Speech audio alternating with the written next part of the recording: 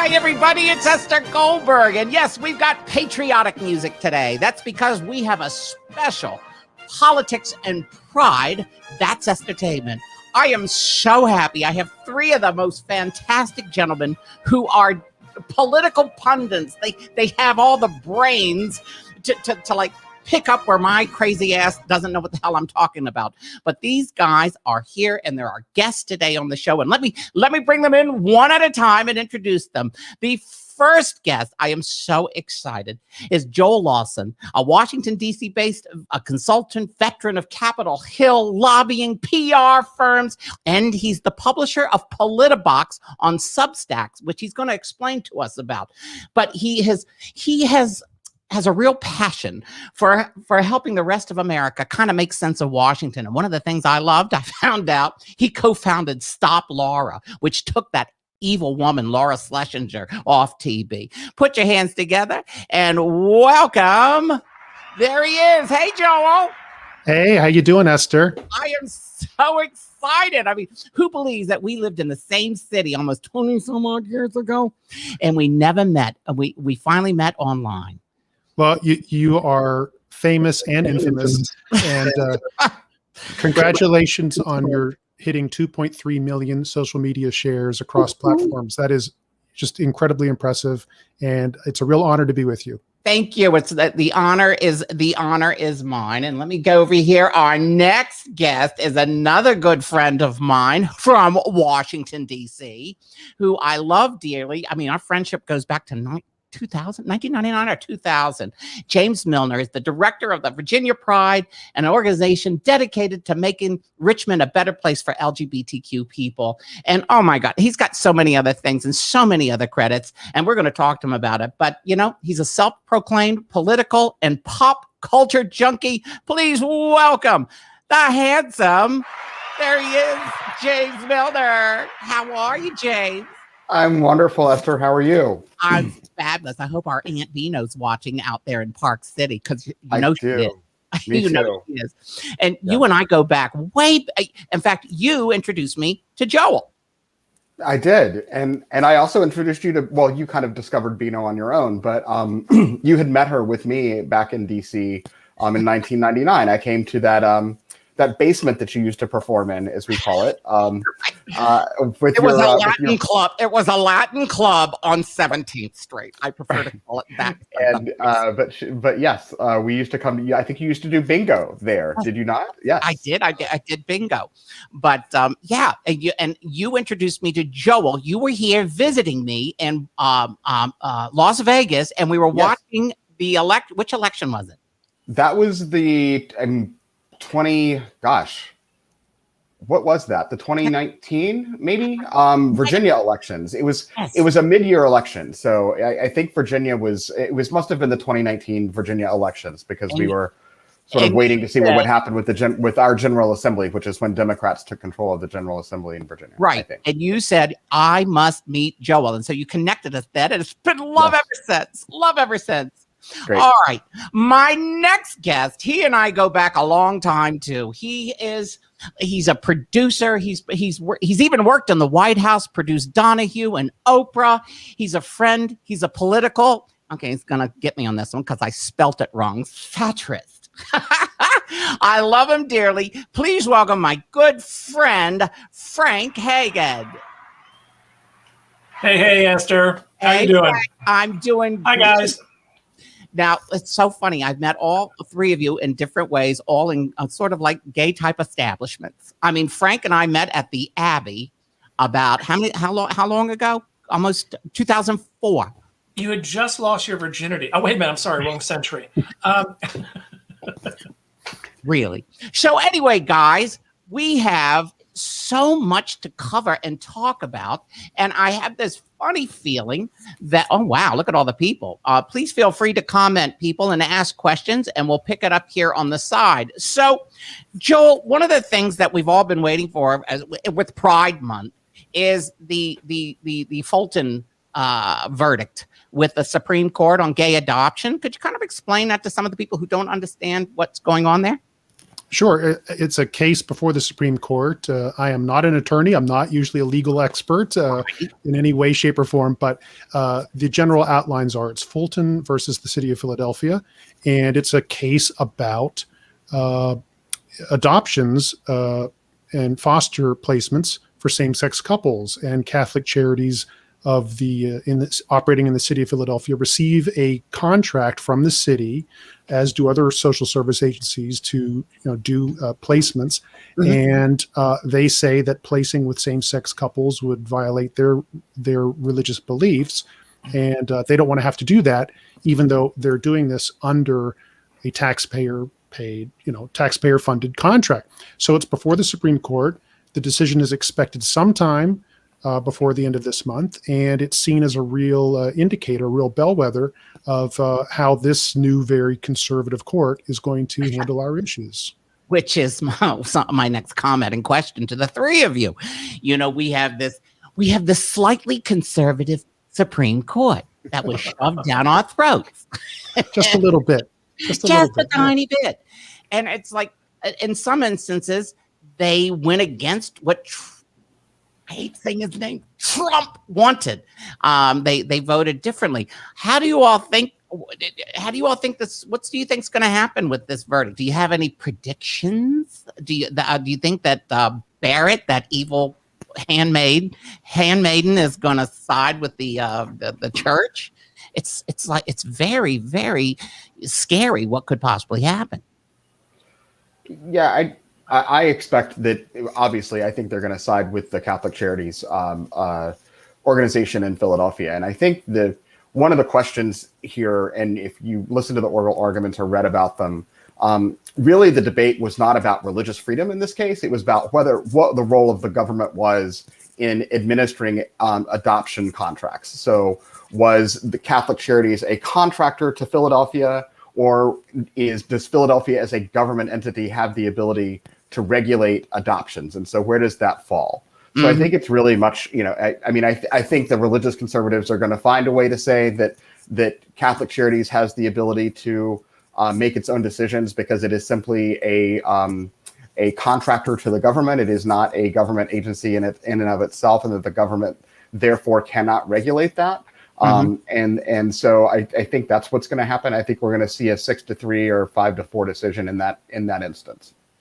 Sort of like the bakery situation. Remember the whole bakery and the cake? It's like, it goes back to, personally, I would have just gone to another baker, but I could understand they wanted to create a case, set a precedence. But, so you're basically saying it's sort of like that, right? Like that it's a private business's choice, so to speak, to choose, not to let certain people adopt.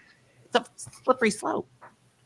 Well, I think, Joel, correct me Frank, or correct me if I'm wrong on this, and I could be, but I think that even conservatives on the Supreme Court have recognized that the government, as long as religious restrictions are applied evenly across the board and do not favor one thing or the other, the Supreme Court has given the government some ability to regulate what happens under the guise of religion. But if you are dealing with a sort of a tangential body like a Catholic charity to the government, that does not necessarily apply. And that seems to be sort of a very unsexy sort of point of debate within this case, as I understand it to be.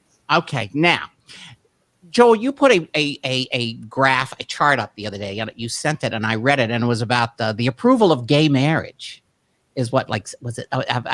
Correct me if I'm wrong. It's like 70%. Right. This was Gallup. Yeah, a new poll by Gallup showed 70% support among Americans for same-sex marriage, and for the first time, it showed that even Republicans, people who identify as Republicans, support same-sex marriage by 55%. It's the first time that self-identified Republicans, a majority of them, are with us. Mm-hmm. So, and they had been the holdout among all the different demographics in that poll. Right. So it's just remarkable. And that's up from 27%. Only 27% supported us back in 1996. So it's just amazing. So it's great strides, but there's always the caveat with it. They'll love the fact that, okay, gay people can get married. We'll put up with that. Now we've got trans people to go after, so we can forget about them and let's move on to the new category. That is the frustrating thing. They found their new hate factor. And I'm disgusted by the fact that 8, 9, 10, 11-year-old kids who are trying to become aware of who they are petrified of doing it. And if they do it in Mississippi and states like Alabama, if they admit that they are a trans person, they can't get medical. Their parents could be thrown into jail for child abuse. I mean, let's face it. They're back to their old game. They just moved on to a new target. Right. They fixed another segment of the LGBTQ population. Is what they've done. Now, do you think, okay, these cases like this is obviously going to make its way to the Supreme Court, right? Yeah. Agree? And unless we get in there and switch a few people, send them out shopping and, going out on a shoot like Scalia did, you never know. But, we have to kind of get this thing back to a little, even 5-4, instead of the 6-3. But, I mean, the odds are against us with them turning. Do you honestly think that the Supreme Court could turn back gay marriage? Do you think that there's the possibility they could do something to totally Roe v. Wade? That's what they're trying to do. Right. I mean, there's a precedent of tearing apart precedents. I mean, this is just ridiculous. Okay, good point. So you're saying if they can do if they get away with Roe versus Wade, they're going to go after the LGBTQ community. They're going to go after everything that isn't white, upper class, and no offense, Joel, Presbyterian, because that's what they want. They want America to be a WASP country. I'm just waiting for them to get stung. Okay. Yeah. I mean, I think what will happen. I think what the likely scenario there is that they will do what they have done with Roe v. Wade, which is to erode it to and allow certain restrictions, certain whether for example, whether a state has to ascribe all the same benefits to a same-sex couple as it does to somebody else, and can they narrow that in a way that so that you end up again with different states having sort of different patchworks of rights. For same-sex couples as opposed to heterosexual couples. So I think we'll see that. I think one of the things that people also don't realize is that same-sex marriage, I mean, it's wonderful that 70% of Americans now support this, but we only have it by the very skin of our teeth, by a single vote on the Supreme Court. That is not a right that was granted to us by the government. It was a right that was granted to us by a single vote on the Supreme Court. And so, the notion of that, I mean, I think we have now become almost complacent in the sense that we have this right. But to Frank's point, with this now super majority, conservative majority on the Supreme Court, who knows what's going to happen when these cases start that are tangential to the right to marry start to hit the Supreme Court's doorsteps. And I think we're going to see an erosion of the right. I don't think it's got. I would be very surprised if we don't start to see minor challenges to the law that narrow its scope in some way that allows for same-sex couples to be treated differently. And it's not going to be a baker. No. This is going to be something that's going to involve an insurance company. It's going to involve education. It's going to involve something where they can pull the boogeyman out. Parental rights, yes, those types of things, yes. So. Okay. So what do you think? Okay. A big topic is, as we all see all the comments going through Facebook on a daily basis. So what do you think about this adding justices to the Supreme Court? Do you think that's going to go anywhere? Oh, please. You're referring to the packing of the Supreme Court. I just want to know which one are you talking about, the one that's there now or the one that we'd like to have? Because we have two people on that Supreme Court that should not be on that Supreme Court. They should have been an Obama appointee and carried over. I don't know. I can't even. Well, didn't McConnell say? Was it yesterday afternoon or today? I can't remember. Maybe it was yesterday. I got confused. But what was his latest thing about the John Lewis law that he didn't support? He doesn't see why we have to have the John Lewis voting rights law. Am I right? Did he do that yesterday, or was I sleeping wrong and dreamt it? I think this may have been around the same time that he said that they can't stand these obstructionist Democrats anymore. Well, of course. But it was, I remember seeing this. I could have sworn I saw it yesterday. But, the voting rights. Okay, which is going to take us to our dear friend from West Virginia, Manchin. Wait, what do we do with a problem like Joe Manchin? It's a Broadway bad ending. Michelangelo Signorelli, who's on Substack also, Signorelli report. He wrote a great piece. I think it was 5 or 6 things that we can do about Joe Manchin or in reaction to this dilemma, this obstacle that Manchin is posing. There's a couple other pieces now starting to filter out there. What can we do in reaction to this? I agree with most of them. By and large, when a situation like Manchin comes up, 2 things. One, he's not the only obstacle. I mean, it's perfectly fine and legitimate for us to get frustrated with Manchin, but he's not the only one. He's not the only one saying that he's not in favor of getting rid of the filibuster, for example. I think you have Jeanne Shaheen, who's a wonderful progressive, not comfortable with getting rid of the filibuster. So there's a short list of about 5 or 6 of them that I think are not going to be comfortable with getting rid of the filibuster, or not comfortable with changing the threshold of 60 or so forth for the filibuster. I'm going to sound really cynical here, but I think we need to adjust our expectations. When you have a sharply polarized country or electorate, I should say, and whenever you have such a narrow majority in the House, which is probably only going to get worse next year if we don't lose the House, and you have such a narrow margin in the Senate, basically imagine a chart where the big, bold, progressive things that you enjoy seeing, it's going to be diminishing. Okay, that's going to be diminishing returns now until the election, because of course, doing something bold, doing something dramatic, trying to change the Supreme Court, trying to change the filibuster, for example, trying to do a big infrastructure package as opposed to a smaller one.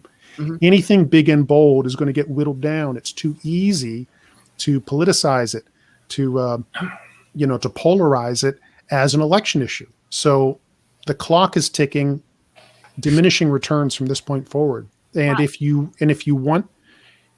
frustrated about Joe Manchin, my message to every single person out there is send the president a different Senate, send the president a different House. You have no idea what your power is, what your ability is to get involved in a campaign, either where you live or far away, and to support them. Change the numbers. And that's how you change policy. But I don't see much hope for changing Joe Manchin's mind. No, he wrote an op-ed on Sunday, basically going, I ain't doing it. I'm going to stick to my guns. And you're like you're in the second, is it the number 1 or the number 2 most poverty-stricken state in the country? I mean, it is amazing to me. It's a step up from Mississippi. Okay. But then and then we go back to the infrastructure bill. Now we keep watching that getting whittled and whittled and whittled down. And then what is happening? They send, Biden says, give us what you want. They do.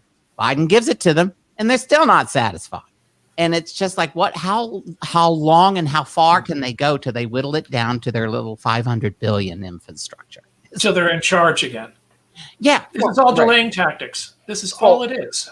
Because right now they know that their constituents are blaming the federal government for the lack of infrastructure in their communities. And so if Republicans can continue to feed that narrative of their constituents and saying that the federal government isn't doing anything, then the federal government in their constituents' minds is Joe Biden, the Biden administration. So the Biden administration isn't doing anything to help them in their communities, is not paying attention to the infrastructure of this country. And then if we have a Republican president come in, all of a sudden they get to say, see, we did this. So I would be surprised, because Trump certainly had plenty of opportunity to do something on infrastructure, but the level of incompetence in that administration prohibited him from doing it, and his own ego prohibited him from doing it. But frankly, if Donald, it would have been wonderful. That was one of the things in very broad general terms that I actually agreed with. Spending $1 trillion on federal infrastructure was something that was a reasonable goal, and I think something that could have actually brought Republicans and Democrats together under the Trump administration. I didn't like the way that they wanted to administer it. I didn't like the way that they wanted to force private investment to match government investment and all this other kind of stuff. Infrastructure is the role of the federal government, period, end of story. We do not need to be using it as a means of enriching, big companies. Which is all his friends. All of his friends, but Right. just like what happened at the border, all of his friends got the money to build the little places that they stuck all the little Mexican kids. All that money went to them. Bill Clinton had a phrase. There were a couple of junctures where fellow Democrats on the Hill, were getting kind of frustrated with him for waiting, trying to bring more Republicans in on something. And Bill Clinton and his people had a line. They had a saying. They said, "We want to get caught trying." And so I think what you're seeing right now with the Biden administration is Joe wants to be caught every night, in the news, seen as trying really hard, even if the prospects continue to diminish for a bipartisan package. He's working at getting caught trying. That's a political benefit to him, which in turn is a political benefit to getting the votes for an infrastructure bill. I was watching. I'm confused about one thing with infrastructure, and please excuse me. But isn't there already something to the effect of $450 billion allocated in the budget for infrastructure? So why can't we just turn around and say we don't need 1.7 trillion? Can we go and move in for 400 billion more? So we get 800 billion, keeps Joe happy, and it keeps everybody happy, and bridges get rebuilt in places where they need it. This is what I don't understand. Basically, surface transportation, the more conventional or traditional understanding of an infrastructure bill, the bridges, the roads, all that sort of thing. There's sort of a recurring or revolving number. What the administration is trying to do is not only restore the country from the damage it suffered from the pandemic, but to try to get it to where it would have been had the pandemic not occurred, right? So that, frankly, takes more money. It takes more creativity. It takes a broader understanding of what infrastructure is. And of course, that gives the Republicans and the reactionaries on the other side an opportunity to say, oh, this item isn't a bridge. It isn't a road. Why are they putting this in here? That's ridiculous. So that's the narrative now through the election. Just like the Republicans chipped away at healthcare in the hot summer of 2009, and just like they chipped away at Hillary Clinton's healthcare proposal, I predict you're going to see quite an engine room set up to go after every single thing in the infrastructure bill that does not smack of traditional surface transportation. Yeah. But there's a lot of catching up to do, not just in inequalities, but there's catching up to do again, as if the pandemic had never occurred. Had we been growing and advancing throughout that time of the pandemic, where would we be now? Where would we want to go next with electric vehicles, with more options for people to work at home, things that were magnified by the pandemic? So that's why you see a more creative, broader scope from the administration on infrastructure, quote unquote. And in fact, I think it's harmful for us to keep talking about it as an infrastructure bill. It's a recovery act, which includes infrastructure, is probably the better way to frame it. Democrats, we aren't good at framing things. We aren't good at talking about things. Defund the police. Thank you. And we have not started. Don't get me started. We have not framed this huge legislative priority, in my mind, in a way that really speaks to people at the kitchen table level. We're not controlling the narrative, and that's where Trump went and did his thing. He went to mom and pop and middle America and resonated with them. And they're believing everything. By the way, breaking news just came down. The company behind the Keystone Pipeline announced it's canceling the project. Done and over. Well, I just came through on CNN. Speaking of infrastructure and gas and oil, and it's done. Well, prepare the smelling salts, because that will, of course, lead to a lot of propaganda claiming that tens of thousands of jobs have been killed by the Biden administration. Again, the narrative, we will be on the defensive somewhat, because people see at the gas pump higher prices. They see the news about oil going to a certain dollar per barrel. And we end up playing defense. We end up explaining how these things are not the creation of an administration. An administration has no control over a futures market, over a commodities market. This is the market at work. Right. Low inventories, high price, high demand, high price. Pandemic, nobody working. But when you're explaining, you're losing. Yeah. That's the problem. Well, also the media doesn't help at all. Supposedly CNN and MSNBC are supposedly our friends. And then you sit there and you see headlines like, I'm looking at it right now. Harris is having a bad week and it's only Wednesday. Biden. That is on CNN. Are you watching OAN? No, I'm looking at CNN. I'm looking at their website. And then there was this other thing about Biden is losing his stature. And I'm like, are you kidding me? It makes me insane. They give more credit to people like Marjorie Taylor Greene. Oh, sorry. I meant to say Marjorie Taylor Greene. Anyway. That's the sound of June 31st. I know, right? Oh God! But I mean, I want to scream because I think you've seen me on my page, right? The last couple of weeks. Where's the DNC? Where's the Democratic Party with their narrative to kind of like bounce things back so that America understands that they're making a big mistake if they bring all these Republicans and elect them into office next year. Where is our pit bull? We don't have one. And Schumer, my God. I mean, that's a Chihuahua. No offense, Camp Champ. I'm sorry. Someone shoved Somonex Emina up his ass. He is the most boring man. We need somebody like Klobuchar, who is a fighter. Am I wrong? Does Schumer look? I mean, he sits there like this. And McConnell did it, and and with the glasses down, he's always reading over top of his glasses. I want to take a bagel. Here's a schmear. Leave. Let somebody put the energy. Schumer's always doing. He's always reading like this from the. We always see. Right. And what a way to connect with young millennials. What a way to connect with young voters. It's like it's like your great uncle is talking to you about what time to get home tonight or something, Is there a precedent in government that only people in seniority that have been there the longest get to be the speaker? Is there a precedent? It just seems like remember Dianne Feinstein last year kissing Lindsey Graham's ass after he did the impeachment, said, you did a good job.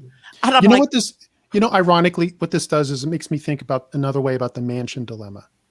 Okay. So if I'm 18, 19, if I'm 20, 24, 25, even into my upper 20s, and I really care about issues and I've been electrified by the challenge to democracy, and maybe I volunteered on a campaign and, all of this youth quake that we're going through, which I think is phenomenal.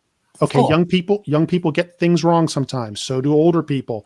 But I am just completely thrilled by the youth quake and their new ways of doing things, creating new digital platforms, all of that. But if I'm one of these younger people and I'm sitting there and I'm watching Joe Manchin, and there's a lot of things I respect about Joe Manchin, I do. Of course. If I'm watching Joe Manchin stand in the way of what I want and what I want for this country, right? And I see Dianne Feinstein, again, a person for whom I've had tremendous respect in past years. But if I watch these older people keep standing in the way, to me, it's just creating more of a pressure cooker effect. And at some point, younger people in this country are going to be heard, and they're going to be heard over and over, and they're going to get their way. Things change. And I don't want to hear us older people complain in 3 years, 5 years saying, where are these young firebrands coming from? Well, they're being created by this lid being kept on their ambitions for this country. Which is what has happened with the Republican Party in the base. They're screaming, they're loud, and they fell for all the BS that was shoveled into their heads by their parents and, God knows Fox and OAN and everything else. But we need to get that message out. And I love what you said about the young people. Oh my God, I see them here in Vegas. And when I was canvassing, remember I was canvassing with Beano a couple of years ago. And, but the young, you were so right with the young people, and we have to get them fired up. And what's going to fire them up is when they start losing their rights. They're going to start losing their privileges that we have taken for granted, and they're going to see, this crumbling of democracy. I hate to even say it, but that's So I'm gonna push back a little bit on that and say that while yes, I think that motivation for losing what you have is might inspire some people. Mhm. I actually think that young people are much more aspirational, and I think that what really inspires them is even incremental change that they can see. So, and I think young people are looking at bigger issues, not not an infrastructure bill. They're looking at things like racial and social justice, and they are seeing that Black people are being harmed in this country, and that other groups are being marginalized, and that immigrants are being treated horribly. And that's what is said. That's what is inspiring young people to literally go out into the streets. And they're now what happened as a result of all of that is they are now coming into the political system and saying, I can go canvass. I can turn this energy that I spent last summer in the streets protesting. I can now take that energy and go door to door and explain to people the vision that I have for this country as a young person. And I think people respond to that. And I think I really think that that's a lot of what is motivating young people to get involved. And climate change. Climate change Well, is it's their future. It is. I mean, they've got a vested interest in trying to make sure they have a future. But I was talking. You're talking about the younger people, Joel. I look at AOC. AOC is an articulate, brilliant, competent politician, and she's made fun of by everybody because she is a threat, not because she's bad. Marjorie Taylor Greene is bad. What's that? I almost called him Maxwell Caulfield before, the guy in the wheelchair. Oh, the one that made up the story that he was an Annapolis. What's his name? What is his name? Cawthorn. Yeah, Cawthorn. Yeah, Maxwell Cawthorn. I was close. But there is somebody that they're putting up as going, here's the representation of our younger people, and this one's caught lying. Another one is a QAnon-ass wipe. And that's what they've got to offer. And we offer an AOC who goes into a meeting prepared, asks questions prepared, doesn't. Give me an AOC and Porter here in California. Those two, if they were running the United States government right now, the Republicans' heads would explode. But everybody would get what they need to get. And I'm not talking about giveaways. I'm talking about the infrastructure. I'm talking about the logical school situations. I'm talking about rights, because they know what people are thinking and they know how people feel. I swear to God, the Republicans are the most separated individuals from the way the rest of the world feels. Anyway. So how do we fire the kids up? I mean, they're fired up, but how do we get them fired up and into the media? How do we get the media to cover the kids that are fired up? You know what I mean? Well, I think so. I'm very involved in local politics here, both in Richmond and in Virginia. And you've done a very good job, because I have watched the work that you have been doing in Virginia, and you need to be applauded for the work that you've done there. Well, thank you. I appreciate that. And if Virginia can be a sort of, if you look at that at sort of the micro level of what can happen on the national level, I mean, Virginia in a very short period of time has gone from being a ridiculously red, deep red conservative state to now being one of the bluest states in the country. A Republican has not won a statewide election here in over 12 years, maybe even longer than that. But and we have passed comprehensive, very progressive state legislation in the last 2 years here, putting us on par with states like California and New York, even with some of our progressive policies. So change can happen. And that's happening because young people are starting to get involved in the system. And I'm seeing things like, so for example, last night, I went to, I hosted a forum around the establishment of a police civilian review board in Richmond, Virginia. Mm-hmm. The folks that showed up to that, the vast majority of them of this town hall meeting were under the age of 30. Awesome. It is them that is driving this change. It is them that is doing, and they come just like AOC, they come prepared, they come with facts, they come with examples, they come with real life experience that says, this is how I was treated by the police. They are brave, they are bold, and they frankly don't give a shit what people think about them. And, they will go from a meeting like that and then have a protest march where they shut down traffic for 2 hours. Mhm. You know, so they figured this whole thing out in a way that, and they are connected. They have these networks of folks that they are connected to, different groups that they are pulling in for different causes and different nuances of issues. It's really impressive to watch. It is, and I just we just have to broadcast them more so that the other young kids will see it, so the other younger voters will participate. Because I think that doesn't sell. Uh-huh. That doesn't sell. That doesn't get you ratings. That's the problem. We are still a corporate media involved country. I have to do it. I get paid that way. But you got to understand something. You're not going to be able to walk into a news department and say, hey, I've got this really great story about this young person that wants. No. If they're elected mayor and they're 22, they're going to do a story on them. Right. If they screw up, they're going to do a week on them. Right. No, But there's two things that brings to mind. Number one, on the change that James is seeing, and I also join everybody in commending him. It's just remarkable. Your state and local politics matter so much. It impacts your life. I mean, you pass a bill in DC, you pass some funding in DC. It takes a long time for that to change your life, you know. But state and local and county, it's so important and it's so impactful. But when you think back to the 60s and the 70s, the last time there was a huge youthful protest movement in this country around Vietnam, around civil rights and so forth. Over time, there were a number of figures who were in the street, and protest after protest, then they thought to themselves, no, I want a seat at that table. I want to be in that building that we're outside protesting. And that's where you saw figures like a young Ron Dellums, the late congressman from California, Ron Dellums, current congressman, recently re-entering Congress, Kwesi Mfume of Baltimore. You saw these figures go from the street into the halls of power. And also some of them became incredibly effective legislators. They were able to sit and work with moderates and conservatives.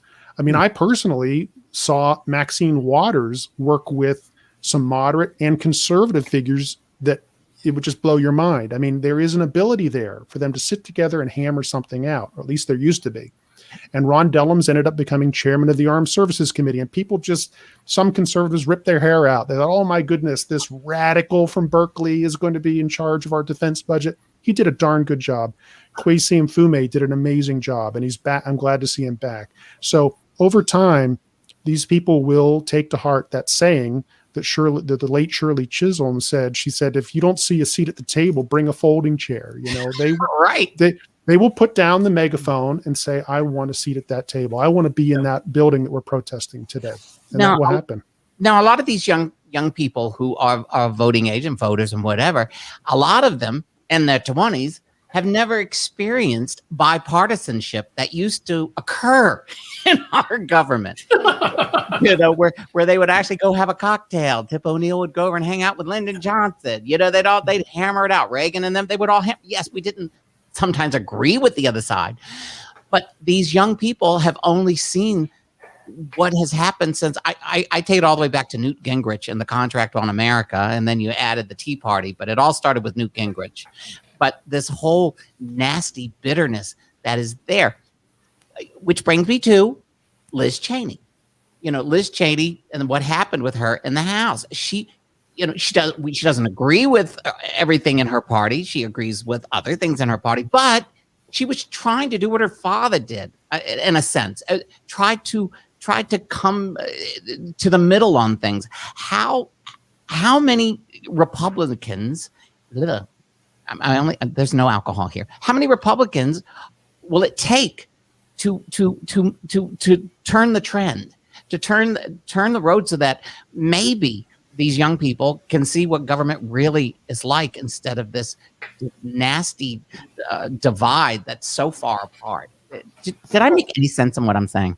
You did, and I think you know, and using Liz Cheney as an example, and I think we have to be careful about giving people like Liz Cheney too much credit. And I'm not giving her a lot of.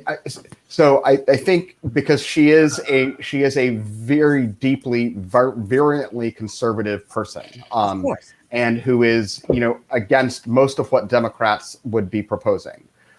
She does deserve credit for the fact that she, like her father, again, I think it's those words are difficult to say sometimes, but she comes from that group of Republicans that is willing to put the Constitution and the rule of law above and anything else that happens, regardless of what you wish an outcome might have been. And I think that's, unfortunately, she is very much a dying breed within the Republican Party, because the Republican Party is no longer the Republican Party. It's the party of Donald Trump. And Donald Trump and his followers could care less about the Constitution. They couldn't care less about the rule of law. They would do away with all of it if it greased the wheels for them to get done what they wanted to do. Donald Trump didn't want to, which is steal money, which is to reward special interest, which is to, preserve this country for rich white men and some women. I think that, the Constitution to them was not the thing that kept you in the rails. It was the barrier to you getting things that you wanted done. And I think that's Liz Cheney doesn't go that far. But you're right. But she's the only person I could use at this point. A little bit of Mitt Romney, a little bit of Lisa Murkowski. I mean, they seem to want to try to work with the other side. But those are the difference between Republicans, because everybody else in the entire group are Republicans. Right. But I mean, the party right now is, as you said, it's defined with Gates and Jim Jordan and Louis Gohmert, whose teeth always falls out. I can't stand him. Every time you lose a tooth, you lose brain cells, Louis. Poor man. An angel fills a cavity, Louis, every time your tooth falls out. But no, it's just I go insane some days, and I thank God it's people like yourselves. I read what you write, and it kind of brings me down a little bit. But it's like what do you think? Okay, I have a little bit of a theory on that's sort of coagulating currently as I watch all of these struggles, right? And watching like Liz Cheney try to grab her own party by the collar, and it's not going to happen. So it is what it is. We are where we are. Things are sharply polarized. The Republican Party has a growing, what I call a clown caucus. There are 19 Q supporting members of the Republican Party running for Congress next year in their primaries. We are where we are. And Christopher Hitchens, the late Christopher Hitchens, used to tell a story about a friend of his who was a human rights activist and political activist in Israel. And Hitchens called him up one day to ask him how things are going over in Israel with Israeli politics, which can be very divisive and very heated. And this friend of his wanted to know about American politics. And the Israeli political activist said to Hitchens the famous phrase, he says, "I see encouraging signs of polarization." So, which is to say, we are so sharply polarized, but you know what? It's around big, important stuff. And this is simply the phase in history that we're going through. We cannot change it. You are not going to bring down the temperature. It's a matter of how we get through this, what we do with this energy, what each of us individually does with the energy, how we appeal to our elected representatives, how we change the numbers in those bodies, those elected bodies, be it at the county level, the local level, municipal, all the way up to the federal. The polarization is not going away. These Republicans like Liz Cheney, like Mitt Romney, that are trying to do the right thing at times, they are like Nelson Rockefeller at the 64 Republican convention, where they tried to speak against the John Birchers. Back then that was a wage that was a fight they could wage and win a little bit. They could hold it back a bit. That fight is over for now. It's not going to change. It's not going to change. We have to use the polarization around these big issues, change the way we do communications, be more creative, and just kind of ride the tiger better and smarter. Well, a lot has Joel, to your point, what we need to do is we need to use reconciliation to get the voting rights bill passed. Because if that goes through and becomes law, we then can start controlling how these people are trying to destroy local elections so that they can take over locally in states and counties by saying, "Hey, this is ridiculous. That's not how we voted. There was voting fraud. So we have to. So the entire election can be undone by a state, by a governor." Don't look to Washington to save voting rights in this country. Don't look to Congress or to Washington to save voting rights. That Arizona audit, which is really, I call a fraud it, there's a template for that. That's just a template, of course. They were warming up to do something like that in Pennsylvania in the legislature. They just didn't get the chance. They didn't have enough runway to pull it off, but they're going to do it next time. A lot of states are going to do it next time. Oh, yeah.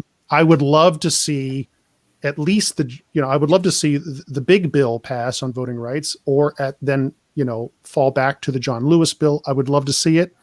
I'm not hopeful. My message is, don't count on this town to save democracy. Count on yourself to save democracy. Look in the mirror. The person that's going to save democracy is in your mirror. Go to your state house, go find out who your state senator is, your state rep is, stay tuned, stay attuned, pressure them, watch the elections, because we're going to see this kind of emerging between soft democracy and soft autocracy. That is what's coming. And it's going to have to be fought at the local level. Washington is in no condition with the margins here to save it. Well, Georgia isn't a prime example of how your vote matters. Same way with Arizona. Same way with Nevada. Our vote matters. Explain I know we understand it, but there's people that are listening that are going to be listening to this podcast and they don't understand. Explain the process of reconciliation, how that works, because I know there's people there that just said, "What is that?" If one of you could explain it in layman's terms, what that means. How would a bill get passed if it can't be filibustered and we don't have a 60 whatever vote? Oh my goodness. It gets way. Is it too difficult to go into? It would take an entire panel discussion. I used to work for a member of the budget committee. The process is they can pass a bill through reconciliation, which is so the most layman's terms would be there's the quote unquote normal traditional way to pass a measure, right? Pass it in both chambers. Then you have a conference committee. The conference committee hammers out the differences between the House version and the Senate version. They send it off to the president. The president signs it. It becomes law. In reconciliation is because of the budget constraints. It's more about it's sort of like a backstop or a backdoor way to get something passed. It requires different margins of voting. It's therefore more difficult to pull off. It's therefore when something is more difficult to pull off, that also means it's easier for people to gum up the works of that. Mm-hmm. So if you're already talking about, well, perhaps we can do it under reconciliation, you're already sort of walking on eggshells, because it's easy for us to sit back and say, why is Joe Biden trying so hard to do this in a bipartisan way? Well, because Biden's not bad at politics. That's how he got where he is. Right. And he knows that old view of Scranton, Pennsylvania, he knows that people back home, quote unquote, at least enough of them, think that's how it should be done. They want to see people just come together and get something done and just do the people's business, right? They have this sort of, you can call it naive, you can call it retro, whatever you want to call it, but that's what they want. That's how they imagine government should work. And it is indeed how it should work. It's how it used to work. So, we start to pull out these sort of, these shortcuts, and the shortcuts are tricky, and the shortcuts, the fallback plans are a little more delicate. And again, remember that clock I was talking about. That clock is ticking as we head towards, a very vital midterm election next year. If you have to rely upon those backstop ways of getting something passed, it gets tricky. It gets tricky. All right, guys. They can propagandize it more. You guys have been wonderful. We could go on for another 2 hours and we haven't even scraped the top. You all want to do this again? I would love to do this again. I'd love to. Like once a week, maybe once every 2 weeks if you've got the time. And I'm just, believe it or not, I'm looking at the numbers. I see things that you don't see. And the numbers have been consistent since we started with the amount of people watching. They haven't left.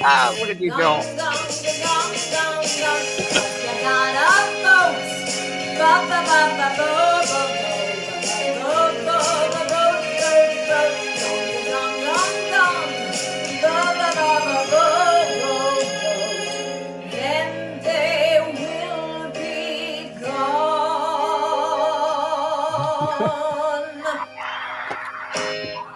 Thank you, guys. Have a good one. Bye-bye. Take care.